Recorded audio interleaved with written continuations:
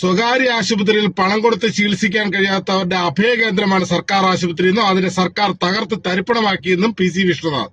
ഈ കോഴിക്കോട്ട് ജോസഫ് എന്ന് പറയുന്ന ഒരാൾ 5 മാസം പെൻഷൻ കുടിശ്ശികയായപ്പോൾ അയാൾ ആദ്യം കോഴിക്കോട് കളക്ടർക്ക് ഒരു കത്തയച്ചു, പഞ്ചായത്ത് പ്രസിഡന്റ് കത്തയച്ചു ചക്കിട്ടപ്പാറയിൽ.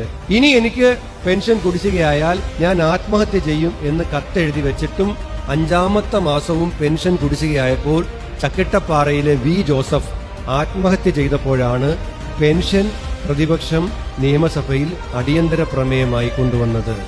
സജി ചെറിയാന് സ്വകാര്യ ആശുപത്രിയിൽ പോകാൻ പറ്റി, അതുകൊണ്ട് ജീവൻ രക്ഷിക്കാൻ പറ്റി. സ്വകാര്യ ആശുപത്രിയിൽ മകളെ കൊണ്ടുപോയി ചികിത്സിക്കാൻ 3.5 ലക്ഷം ഇല്ലാത്തതിന്റെ പേരിൽ കോട്ടയം മെഡിക്കൽ കോളേജിൽ പോയ ബിന്ദു ഇപ്പോൾ ജീവനോടെ ഇല്ല.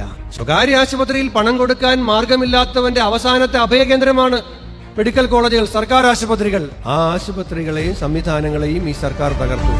ജനങ്ങളെ നേരിട്ട് ബാധിക്കുന്ന എല്ലാ മേഖലകളും തകർന്ന് തരിപ്പണായി. ആരോഗ്യ മേഖല തകർന്നില്ല, വിദ്യാഭ്യാസ മേഖല തകർന്നില്ല, വൈദ്യുത മേഖല തകർന്നില്ലേ, സിവിൽ സപ്ലൈസ് മേഖല തകർന്നില്ല, എല്ലാം തകർന്ന് തരിപ്പണമാണ്.